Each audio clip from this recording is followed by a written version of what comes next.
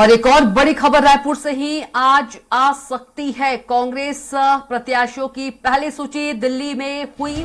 CEC की बैठक के बाद प्रदेश में बढ़ी सरगर्मी। सीईसी की बैठक में ज्यादातर सीटों पर सहमति बनने की खबर। कई विधायकों के टिकट कटने की लगाई जा रही अटकलें। महिला प्रत्याशियों पर कांग्रेस का हो सकता है ज्यादा फोकस। दिल्ली में हुए बैठक में राहुल गांधी, सोनिया गांधी, कांग्रेस अध्यक्ष मल्लिकार्जुन खड़गे थे मौजूद। CM Bhupesh Baghel, deputy CM TS Singhdeo, PCC chief Deepak Baij, प्रदेश प्रभारी कुमारी शैलजा, विधानसभा अध्यक्ष मोहन मरकाम हुए थे शामिल।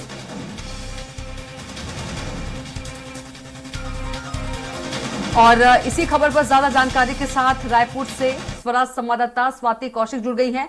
स्वाति, आज यदि कांग्रेस की पहली लिस्ट की बात करें, कांग्रेस की पहली लिस्ट आ सकती है, और यदि बात करें तो महिला प्रत्याशियों पर कांग्रेस का ज्यादा फोकस है। क्या कुछ इस पर जानकारी आपके पास? जी बिल्कुल, देखिए कविता, लगातार जो बैठकों का दौर है कांग्रेस पार्टी का वो अपना चल रहा है। बैठकों के दौर के बाद जहां तक हमने देखा कि CWC, CEC, Congress working committee और कांग्रेस का इलेक्शन कमेटी जो है, तमाम चीजों की बैठकें जो है वो संपन्न हो गई है। इसके पहले भी कई बार संकेत दिए गए थे कि नवरात्रि जैसे ही शुरू होगी वैसे ही कांग्रेस के जो प्रत्याशियों की लिस्ट है वो आनी शुरू हो जाएगी।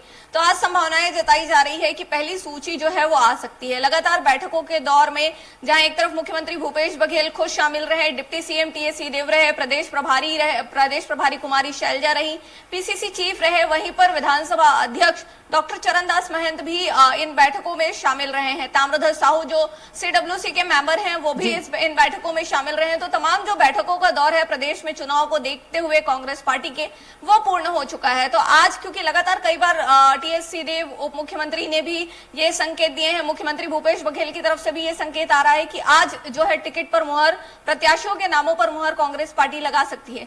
तो बिल्कुल जिस तरीके की प्रदेश में अभी देश में राजनीति चल रही है महिला आरक्षण को लेके, तो लगातार ये देखा जा रहा है कि कांग्रेस भी महिला प्रत्याशियों को ज्यादा उम्मीदवारी देने के मूड में दिख रही है। और कहीं ना कहीं ऐसे नामों की तलाश पार्टी शुरू कर चुकी थी कि किसको प्रत्याशी और घोषित किया जा सकता है।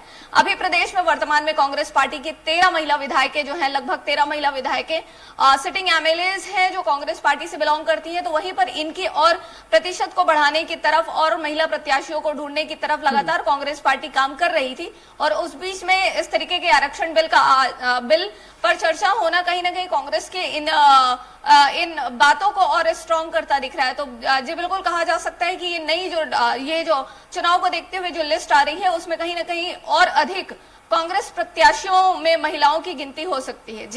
जी बिल्कुल स्वाति, इस पर क्या कुछ जानकारी आपके पास? कई विधायकों के टिकट कटने की भी जो अटकलें हैं वो लगाई जा रही है।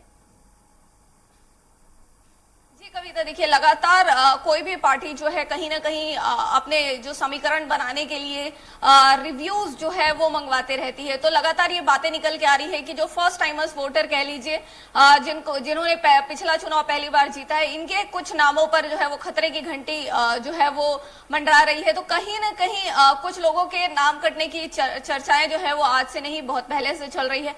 बताया जा रहा है, जितनी जानकारी निकल कर आ रही है कि कुछ 10 से 12 लोगों के टिकट जो है वो पार्टी काट सकती है। तो वहीं पर इसको 10 से 12 नए चेहरों को मौका देने की बात भी पार्टी कह रही है। अब देखने वाली बात यही होगी कविता कि जब लिस्ट आती है तो उसमें कितनों का नाम रहता है और कितनों का नाम कटता है। जी बिल्कुल स्वाति, खबर है कि आज पहली सूची आ सकती है कांग्रेस की लिस्ट की।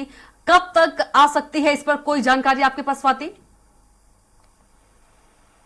जी देखिए, समय की जानकारी तो अभी तक कहीं से निकल कर नहीं आ पाई है, कुछ भी इस पर कोई विस्तृत चर्चा नहीं हो पाई है। लेकिन बिल्कुल क्योंकि लगातार संकेत जो है वो मिल रहे थे कि नवरात्रि में कांग्रेस की सूची आ जाएगी और तमाम बैठकों का जो दौर है वो संपन्न हो चुका है। तो उस लिहाज से कहा जा सकता है कि आज सूची जो है वो आ जानी चाहिए। जी स्वाति, तमाम जानकारी साझा करने के लिए आपका बहुत ही धन्यवाद।